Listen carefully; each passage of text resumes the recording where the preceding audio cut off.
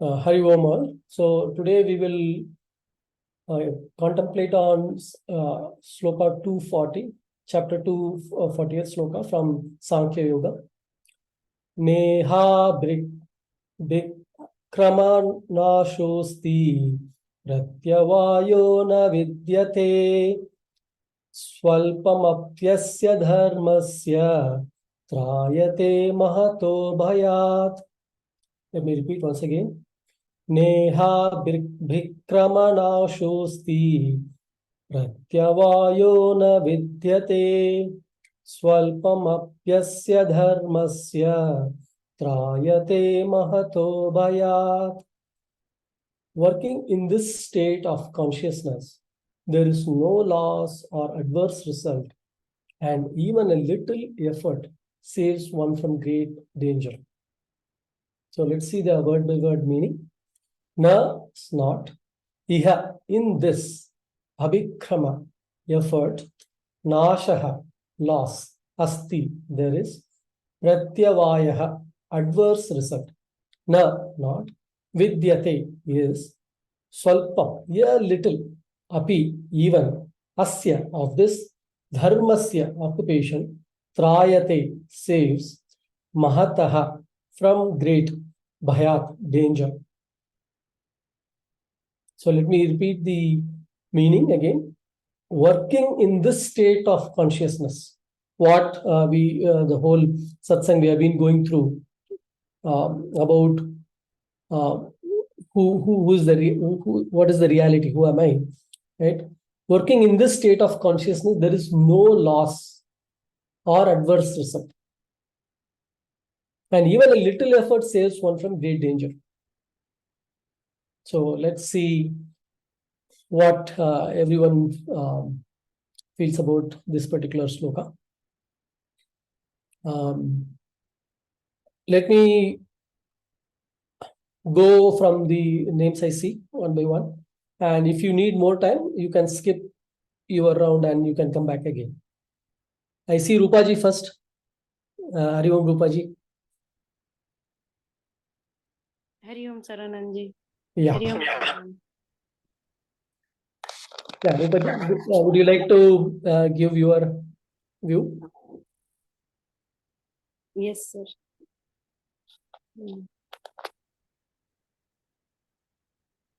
Working in this state of consciousness. Would you like to go one slide back to see the context, or you are okay, Rupaji? Yeah, I would like to see the context. Okay, very good. So this is the previous one, 230 we said. Like we're going from 230 to 240, but still you can see that in 30th verse we said Krishna telling Arjuna that the soul that dwells within the body is immortal. Therefore, you should not mourn for anyone. Right? So where like Arjuna is confused to start the war and seeks Krishna, and while Krishna giving trying to give him the clarity, this is what he says, that the soul is immortal, so you don't have to mourn for anyone. And from there, now we have come here. Okay. Working in this state of consciousness, maybe it means that in the state doing our actions in thinking that we are not the body, and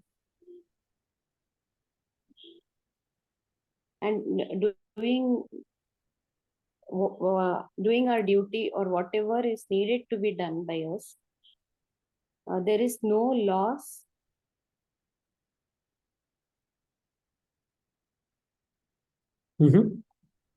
Because as Krishna says that there is nothing to mourn about, and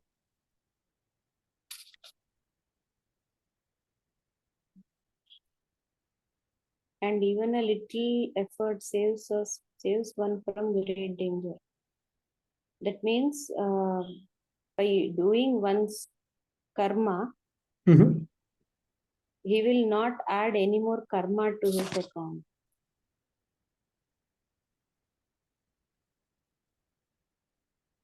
Okay. So what is this when he said state of consciousness? This state of consciousness, what is he referring to here?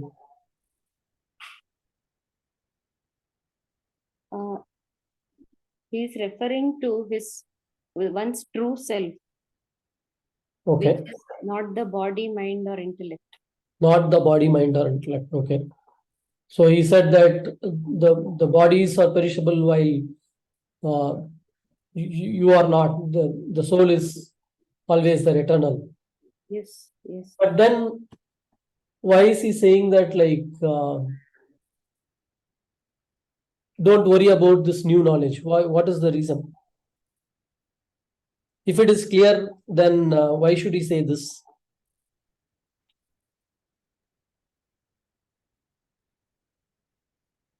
Is Arjuna not convinced with the truth what Krishna gave?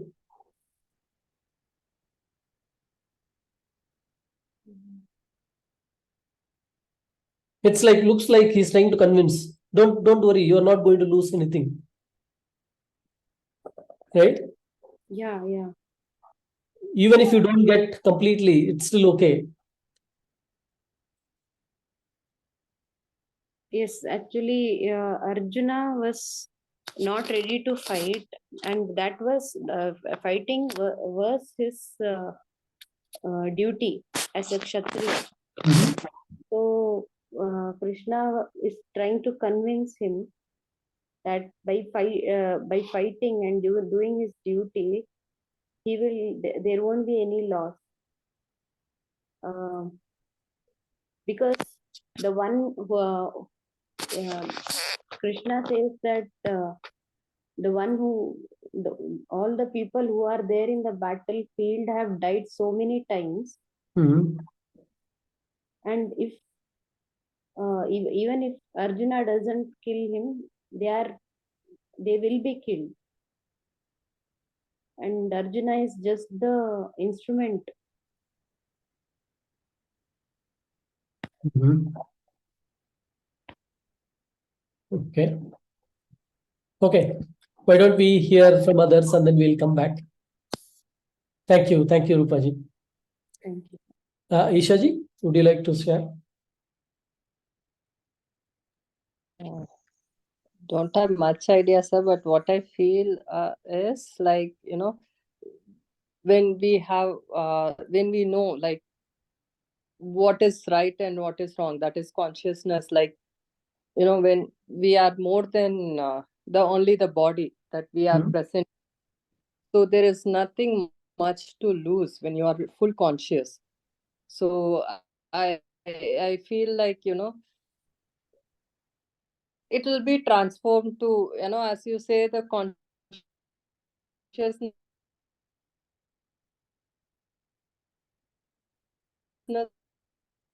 is the only one that will reach the feet of God, or whatever. Not the human body is something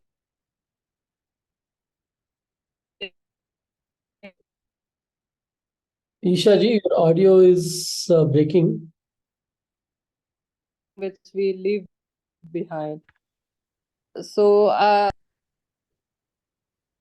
you can hear me, sir, now. Yeah, we lost few, but can you continue? Let's see if we are able to hear you completely. Okay, I just feel like once you're conscious, when like lots of what is right, and if you're doing something which you are supposed to be doing in your profession or in this birth given where you are, if you follow dharma according to the place you are in, I think we have nothing to lose in this case. I think even if uh, I feel even if Arjuna is killing is wrong, but he is in a place where he has to, right? He will be fighting a war. So I feel if his pure consciousness, like what is wrong, what is right, what is dharma, what is adharma, when he knows everything, there is nothing much to lose, because God can see that, he is following a right path. So there is nothing to lose, is what I felt. Okay, let me. I still am looking. I feel there is a different point he's trying to make. Let me prompt you with one question here. What was the knowledge that Arjuna had when he when he came to the war, and what is the correction that Krishna is making? See, when Arjuna came to war, it was like pure Kshatriya. No, I am going to war, I am going to fight. There was what I'm doing is right. Everything what he thought was, for the war. When a soldier prepares, or when a prince or king prepares for the war, he doesn't feel what he is doing is wrong, because he's not doing wrong. And here, the Pandavas were always right. They were fighting for something that is right. But once he came to Kurukshetra, and when he wanted to fight, but he actually couldn't fight. So that is when he said, I cannot fight. What is the use of fighting and killing? What is the use of the victory which I get after killing my own friends, family, children? It's like his own child, his brother's children and guru, everybody, Yes, he's yes. own. So he Okay. feels the use. What is the use of me getting that kind of victory and that kind of kingdom after I killed so many people? Okay. So it is not And worth. So I think after that itself, Krishna starts saying why it needs to be done.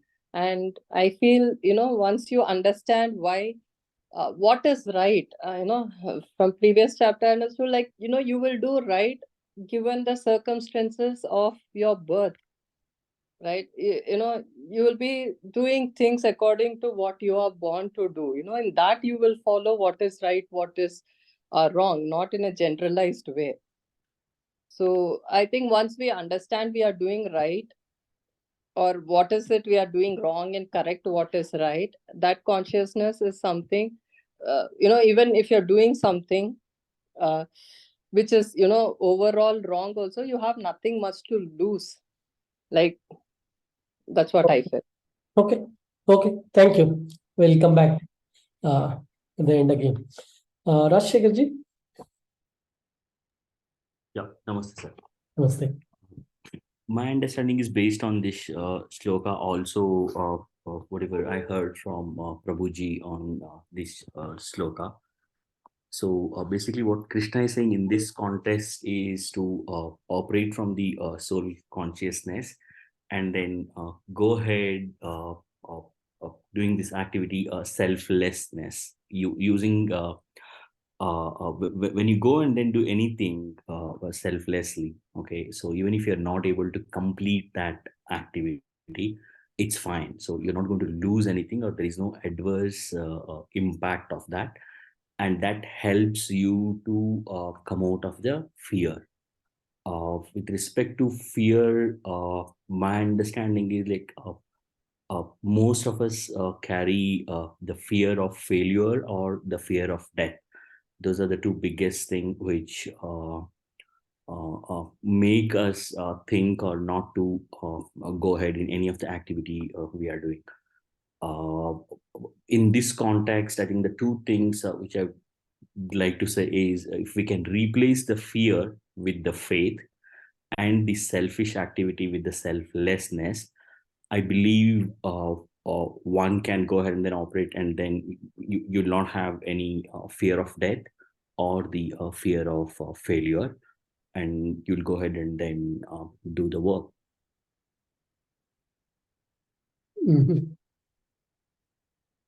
Okay, so you're still okay. Your point is Krishna is convincing him to fight without the fear. Yes, I think the way I'm understanding is, though Arjuna came into the war, there is somewhere the fear which he's operating out of the fear. Either it could be fear of failure, or it is the fear of death of But, people, or Arjuna was the greatest warrior at that time. Why will he have fear? no, it Losing. may not be fear of death of himself. It could be the fear of death of others. But he knows that in any war, people will die. Yes, that's the understanding which he came into the battlefield. However, when he is in the battlefield and then when he's about to go for it, okay. Mhm. So I think my understanding is that irrespective of however like good you are, if one is carrying the fear, you will always have that either like fear of failure or the fear of deaths. Okay. So the way Krishna is conveying to him is like this is a selfless activity which you're carrying out. Even if you're not able to complete it, it is fine. You're not going to lose anything, or there is no adverse impact of this. I think the only good it will do is it will take out the fear in us. Did he? Okay. Did he just say that you should not worry about losing and you should go and fight because it's your dharma, or did he give any other reason and then say that with this knowledge you go and fight?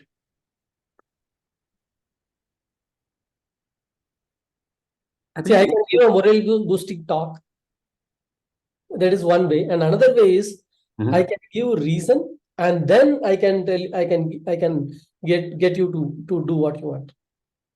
Okay, so in this case, did Krishna give any particular knowledge, and then he said, like, with this knowledge now you know the truth, you go and fight the war? Yeah, I think so far in all the previous slokas, Krishna is being explaining to Krishna about the soul, body, mind, consciousness. Okay. And in the end, the clear message is to how one can operate from the soul consciousness. And then he's reiterated that point many times. And now he's coming and then taking it further and then saying when you're operating through the soul consciousness, even he's elaborating that like and in for the selfless activity there is no loss or adverse result on this. Okay, thank you. I think we are getting closer. Let's see next. Thank you. Yeah. Anjuji, would you like to Yes, share? sir. Sir, my understanding is also similar to Rajashekharji, and I also listened to Guruji's words, where Guruji was referring to Nishkama Karma or selfless service, or we can say Karma Yoga. I don't know much about it, sir. What is my understanding is that if you do selfless service, as Rajashekharji told, you can be free from our great fear, we can be away from it. And don't think about the adverse effect of our karma. And let us not think about completing it totally also, which may be impossible from our side. Do your karma as such and how much ever possible from your side. Don't think about the after effects and don't think about the after effects after completion of it also. So take all actions as we can take it in other way. We can take our actions as something like offering to God also, so that we will be free from fear of death. This is what my minimal understanding of this shloka. Okay. Okay, perfect. Thank you. Okay, sir. Santosh ji. Hari Om. Yeah. I would like to first, tell the shloka. Okay.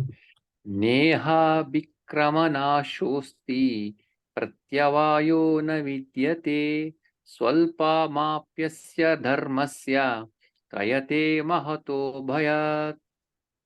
Which means, so what I understand from this shloka is, when you are working with nishkama karma, selfless service, in pure consciousness, in this way, in this approach, or in this process, you are not going to lose anything. Which mean to say, there is no dosha, or there is no. You are following the path of dharma by doing this karma yoga. In this way, even though the fear or danger will save you, that fear also will be saved when you follow in this path, as a pure consciousness, what I understand from this contemplation is, when I see, when I always think from the perspective of Arjuna myself, and Bhagavan says to me, when you are performing selfless service by Nishkama Yoga, Nishkama Karma as a consciousness, in this way process, you may come across so many obstacles, and in the way, you may also drop in the middle, but still there is no need to worry, or you will not have any kind of kind of impact, but still in that way, in the dharma, in the way of dharma, if you go, even though the fears are there, but you will be saved in that path. So you said you may drop in the middle. What do you mean by that?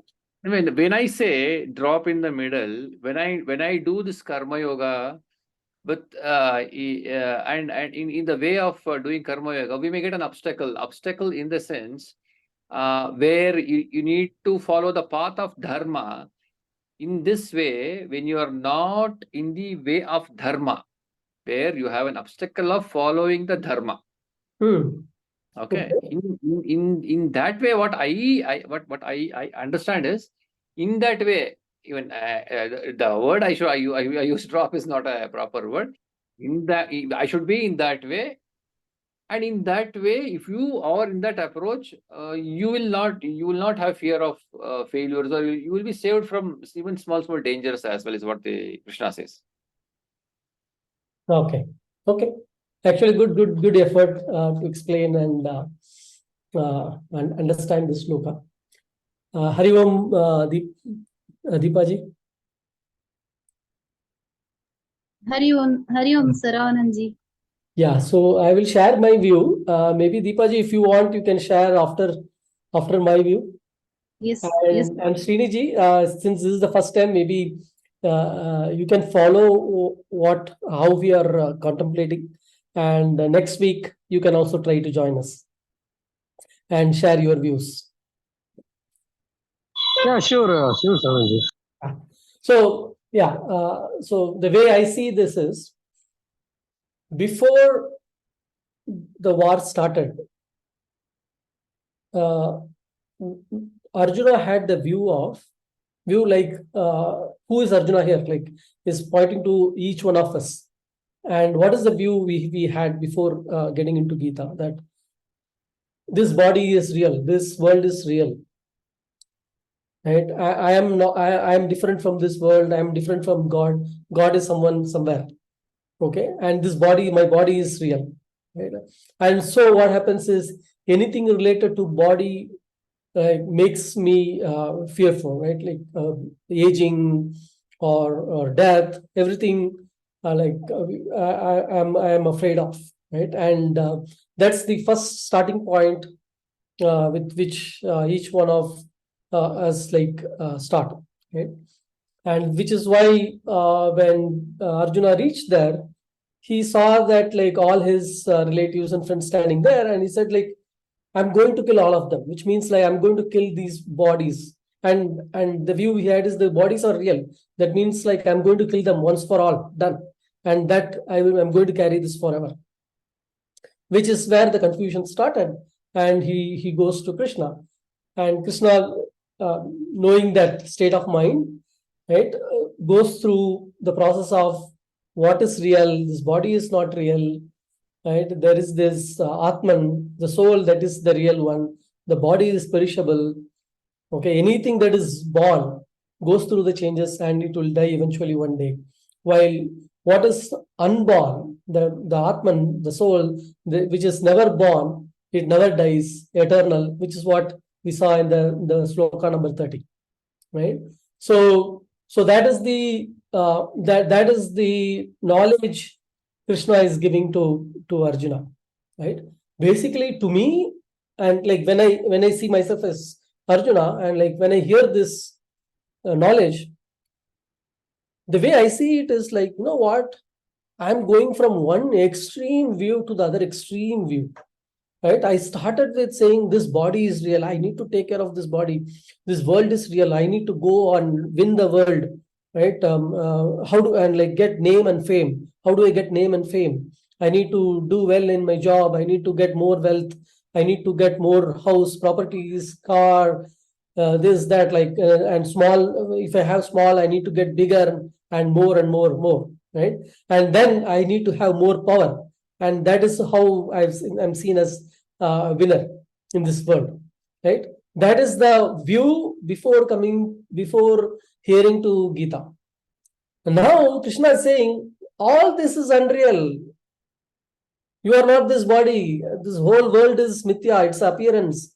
It's not true. What is true is the Atman. The soul is the only true one. While the body definitely dies one day, the soul doesn't die. This is the knowledge. This is that consciousness you need to have. That's the consciousness is the only real thing.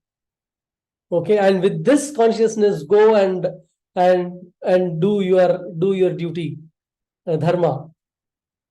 Right? And when somebody says this, naturally that fear to me comes.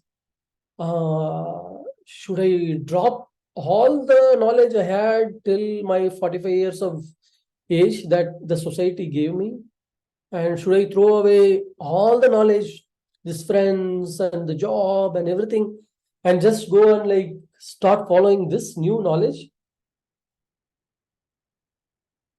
Right? That doubt next comes to me, right? And that's where I see that Krishna like comes and says, like, he comforts me saying that this is the true knowledge.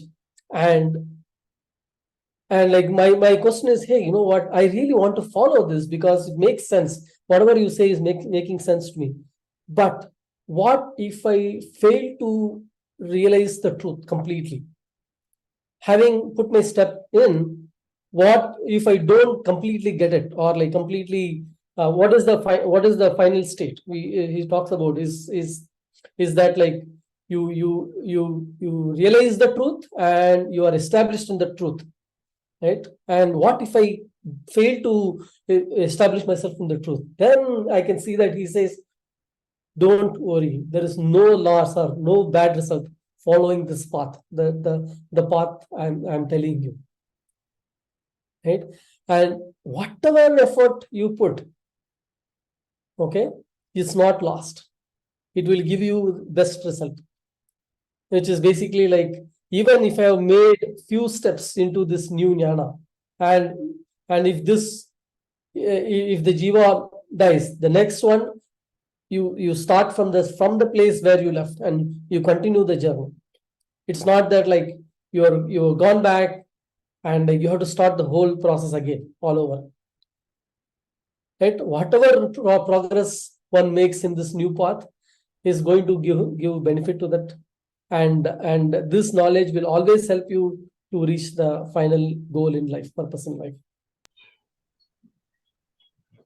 That is how I see this. That's my view of this sloka. Okay. Sriniji, do you want to share something? Yeah, of course. See, first of all, thank you so much for asking me to share, because thing is that I cannot share on the sloka what you mentioned few minutes before.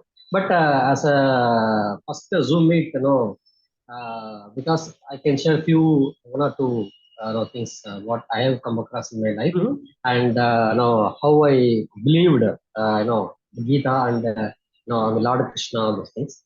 See, from my 12th standard onwards, I have started searching for this Thedal, Anmiga Thedal in Tamil we say. It was there. And finally, see, I'm in the journey, yes, of course. And now at present, in what condition I'm in is that, in Bhagavad Gita, Lord Krishna says that, no, your right is on duty. The fruits will be given by me only, like that. So initially, when I hear that, when I read that, I did not believe that, and so many questions came to my mind. When I'm doing duty, how come the benefit will not come? All those things. But after that, I realized, yes, because this one thing gives me a kind of stress-free mind. Stress-free mind, because I'm not worrying about the result. I'm focusing my process. I'm focusing my work. So for the past, I can say now 1 year approximately, I'm practicing this. I'm trying to practice in my day-to-day life. And though I find it difficult, still I'm remembering myself and keeping alarm, keeping so many notice in my table, all those Very things good. I'm doing. But yes, of course, because when I started practicing this, it is really giving me a stress-free mind, and I am able to focus more on my work, right, with the peace of mind and with happiness. Very So, good. which automatically, definitely, no, I am not worrying. I am not here to worry about the result, because no, Lord Krishna will no, take care of that. So, this one thing I am practicing right now, Saravaji, I thought of sharing. And yes, of course, I love to attend this Zoom call. I have missed so many weeks, and definitely every Sunday I see to that, I ensure that I come to this Zoom. Yeah. Thank you. Thanks for sharing. Very good.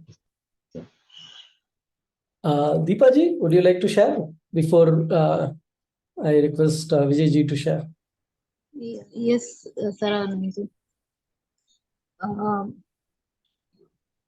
Following whatever Sri Krishna tells us in Gita, if we are going to follow that, then there will not be any loss.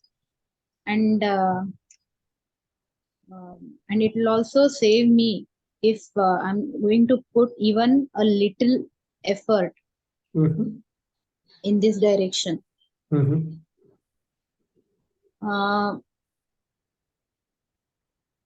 That's it, Saranand. Whatever is told in this sloka, just explain that. Okay. Okay. Yet to realize what he says in this, because I have started applying all these things what he says, but it's very difficult sometimes to follow. Even And this is the sloka you have to carry then. yeah.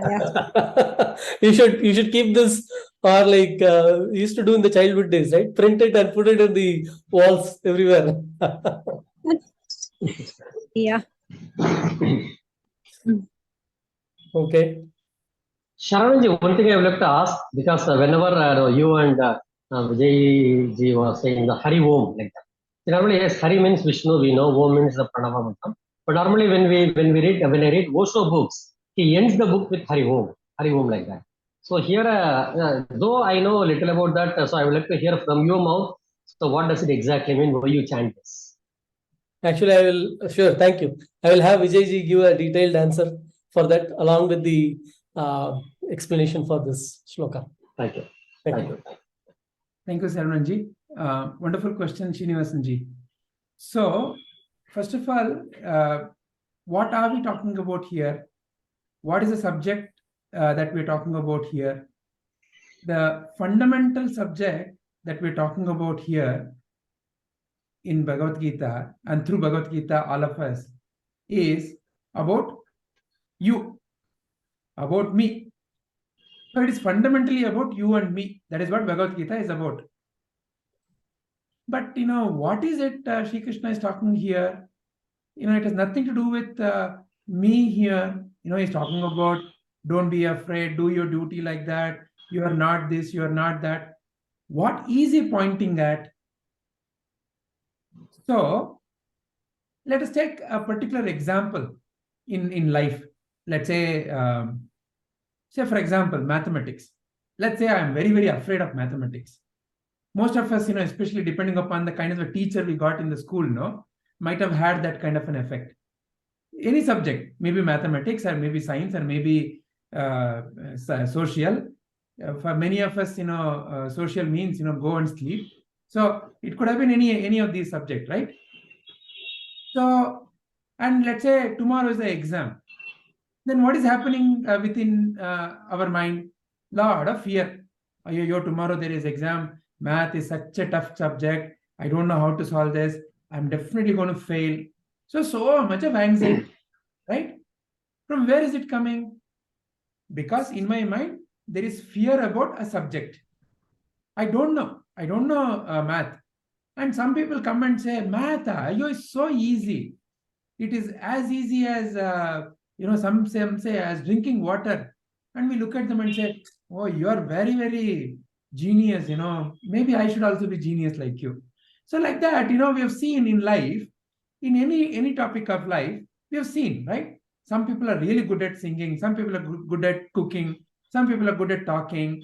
In some or other topic, we have a sense of fear, sense of anxiety. So now tell me, now that all of us have come thus far away from our high school and all that, if one has to come out of such a fear, what is that one has to do? Very simple, you will say. Take a step, make an effort towards understanding that subject. Is it not? If I'm afraid of mathematics, what will you tell me? Go and find out a good teacher who makes mathematics easy. See, this is one thing that I have realized, which is when I have to learn something new in life now, imagine, I want to learn mathematics and I go to a teacher and ask the teacher, teacher, I want to learn all this. The teacher gives me an assessment test and says that, my God, you're so dumb, you're so idiot, and this is so tough subject. However, I will help you. I have helped so many people. Okay, this is, let's say, one kind of a teacher. Then you go to another teacher, and the teacher talks to you, understands why you want to learn, what is that you want to learn, what you know, and then says, math is very easy. Will you be willing to work with me? Yeah. So let's say these are the two kinds of teachers. Who should I learn from? All of us know the answer very intuitively. The teacher who says it is very easy. Why? Because for that teacher, that subject has already become very easy. When subject has become very easy, then that teacher will also make that subject easy for you and me. Is it not? With that, I have to make an effort to find a good teacher, first and foremost, and then make an effort to put an effort along with the teacher's guidance to understand whatever the subject that is being taught.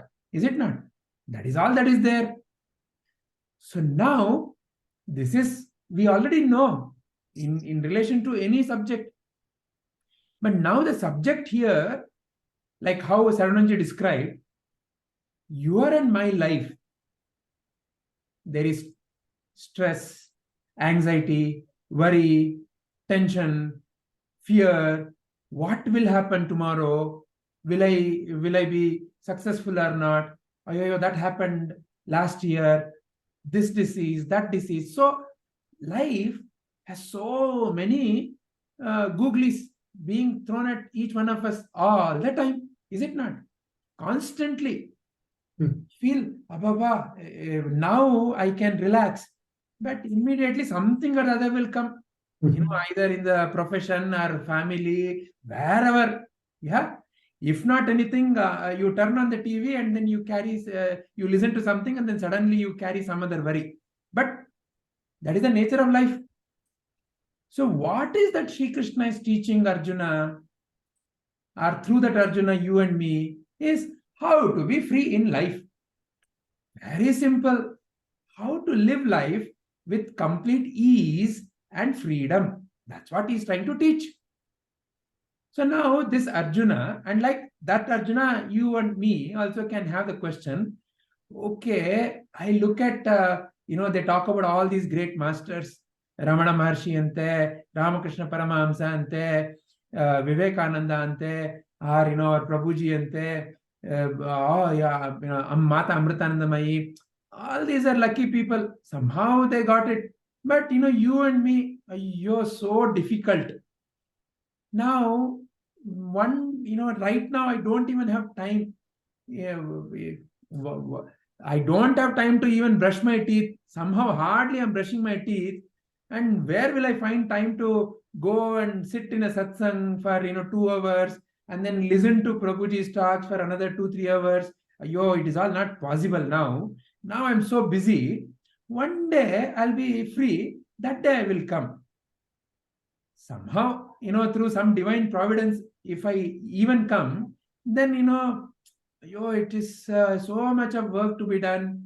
But, whatever little effort I'm putting, is it even going to help me? All these kinds of doubts can naturally come into our mind. Is it not?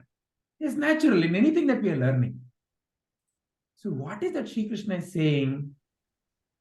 Arjuna, the nature of the jnana that I'm teaching you, through Bhagavad Gita is unlike any other jnana.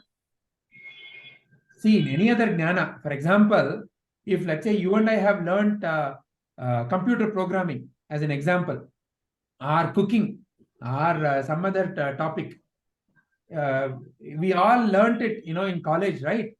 We graduated, and when we graduated, everybody hired us, and we thought, we're the heroes because we knew something more than whatever these corporate people who hired us.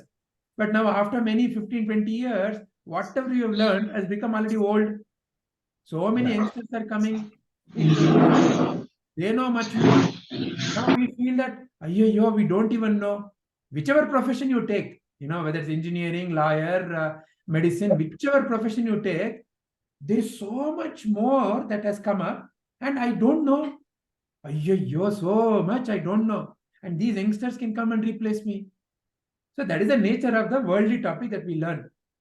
But here is a topic that is about you. When you realize your own true nature, who you truly are, who I truly am, when I realize who I truly am, that knowledge is what Sri Krishna is talking about.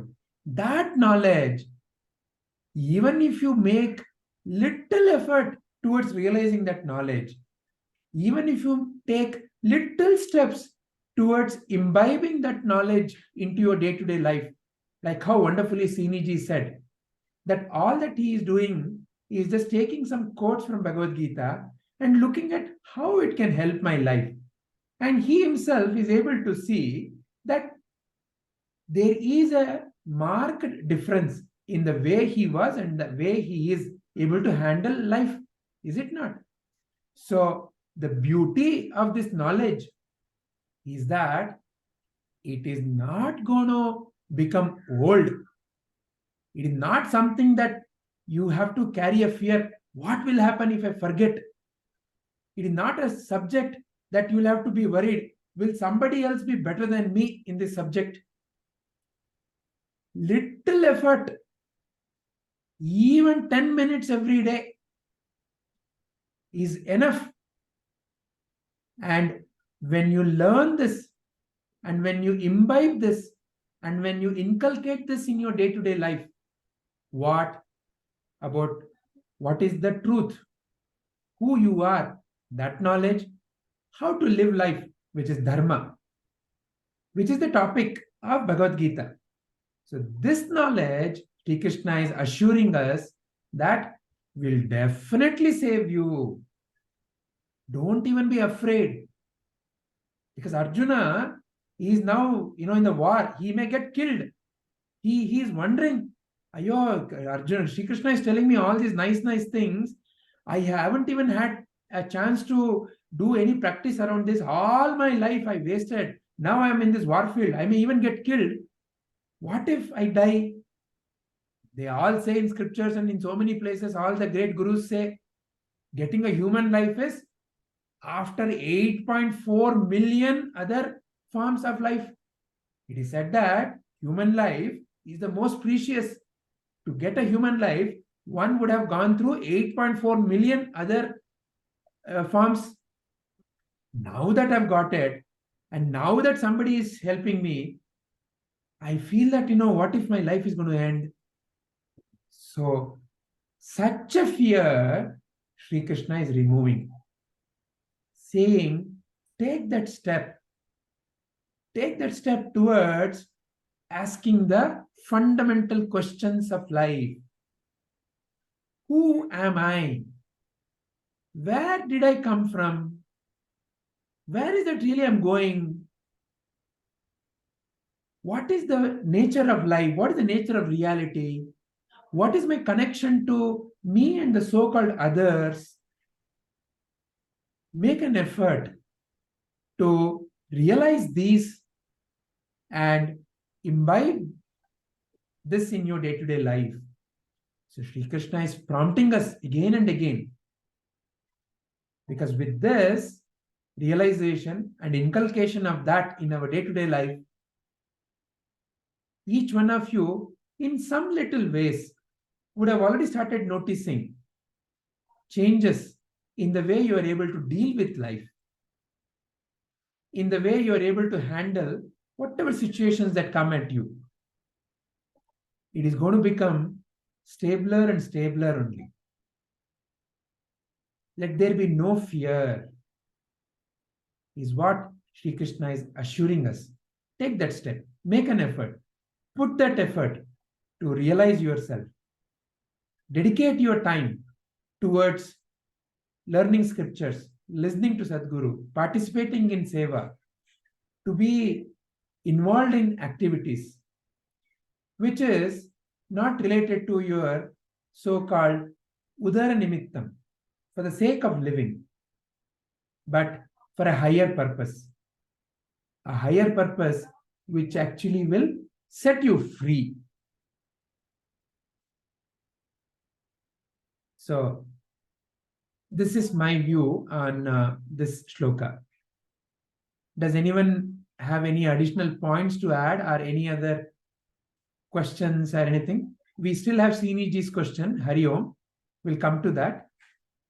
But on the shloka, any other points or questions?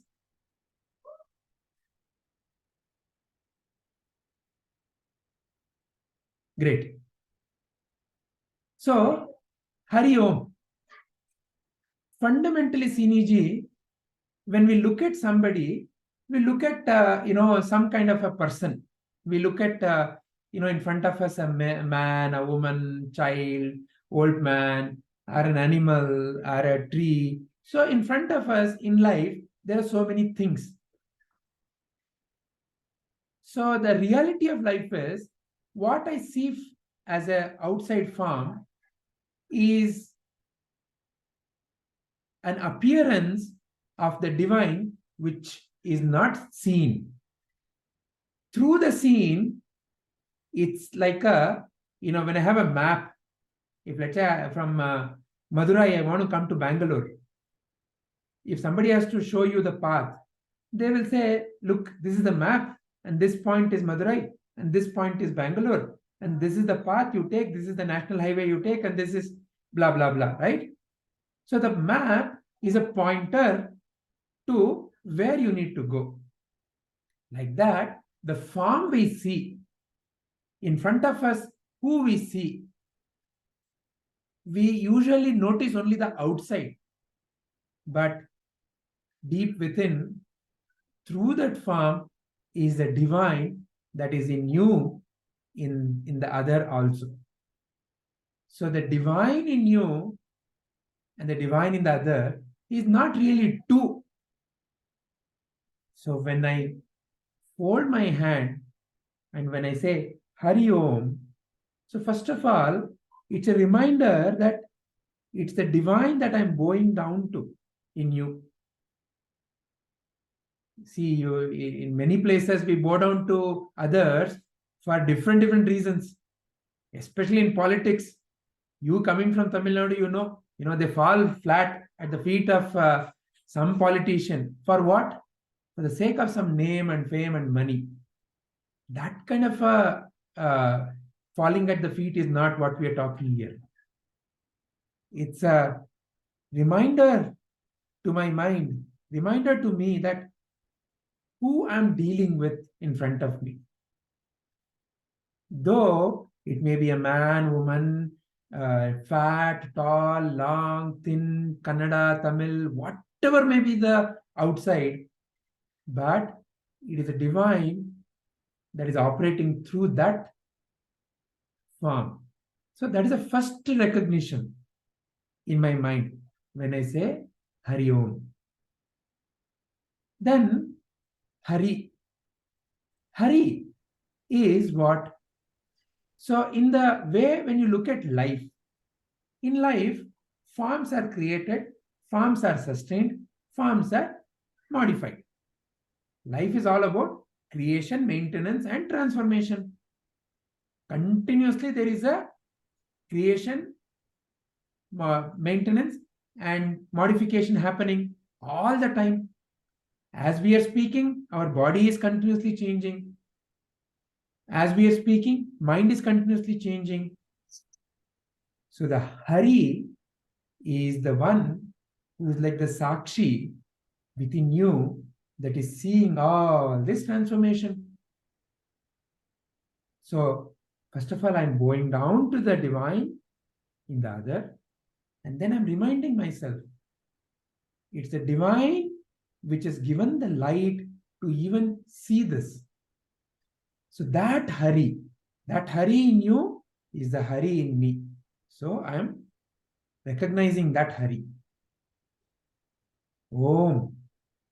Om is nothing but. So the life is all about manifest reality. When we see through our eyes, when we look at life through our five senses, it is the manifest reality. Or in other words, it is the various names and forms of that divine. And what is the name of the divine? We can refer it as Hari, we can refer it as Om. As Om, it is the divine vibration that creates the form. Fundamentally, when you look at anything in life, we see matter. What is matter underneath? Nothing but energy. What is energy? It is nothing but something is vibrating at a certain frequency. Because there is no way to distinguish magnetic energy from electrical energy from heat energy. Nobody has seen energy. But we can feel the effect of the energy. We can feel the presence of the energy. And when the energy is present at different frequencies, they create different modifications, different manifestations. So the Om is the Pranava Nada, the fundamental frequency of the existence. It is this fundamental frequency which is creating all these names and forms. And the watcher of this whole names and forms is that Hari who is there in the other, who is there within me as this Sakshi. So in other words, there is no two, there is only that divine. So that is why Hari Om. And we say Hari Om Tat Sat also. Tat Sat, that Hari means Om. truth. Tat Sat. Sat means truth. Tat means that. That is the truth. What is the truth? Hari Om is the truth. That there is consciousness and manifestation of the consciousness as the names and forms. Okay. Yeah. Thank you so much, Vijayji, for the wonderful explanation. Thank you so much. Yeah. I think as we get into more, we'll talk about the Saguna Brahman, Nirguna Brahman, the manifest and the unmanifest, the source. I think it will take us more closer to this explanation, I feel. Right? Vijayji. So the how we explain the gods, Yeah. and what is the one beyond God, the God which we know of. Yeah. So I think I'll see that those also. Bhagavad Gita, Vedanta, they're all signs of the consciousness. It's a very systematic process of realizing the truth of existence, of what we call as the fundamental nature of reality, or what is the reality. So it's a science. But unlike the so-called what we generally refer as the outside science, the instrument of measurement there can be some tool, but here it is you, it is about you. So therefore, this science also has a systematic way of taking you towards the complete picture.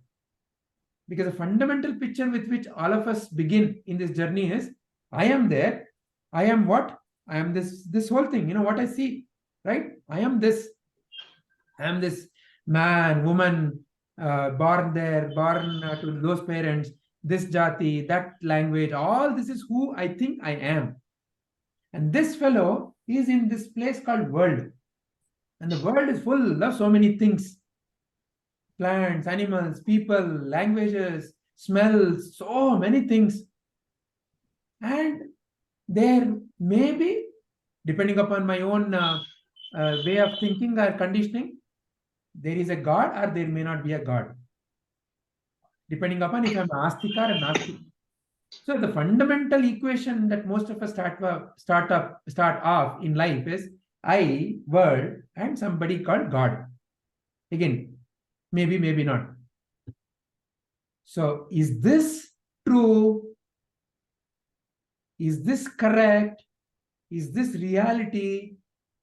That fundamental question is answered in a systematic way through the study of Bhagavad Gita, Vedanta. And realization of that takes you in what I can call as, takes you back home. And when you are at home, you are at peace. Midnight, imagine, no light, raining, and you're very hungry. You have a suitcase of, full of, your valuables, and unknown place, some dogs are barking, some people, there is a bar, and some people seem to be drinking and walking towards you. My God, what kind of a fear?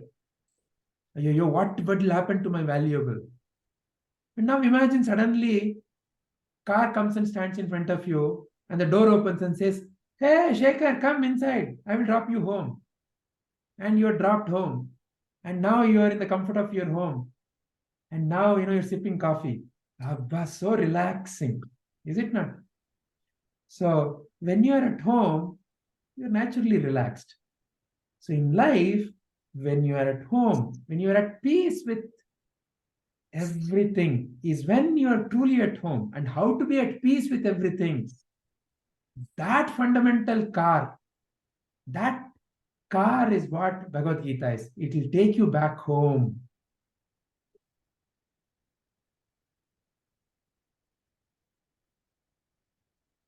Very true. And nice, Sriniji, for asking the question. Actually, even I've been like saying, I never thought about the phrase once. I think I always seen that I learn a lot from the questions, and this is we have so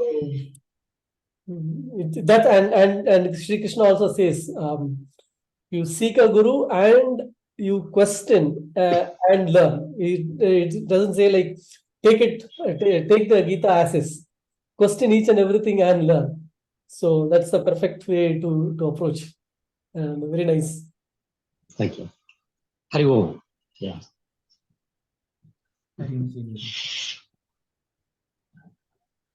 Any other questions from anyone before we decide the next sloka for the next week?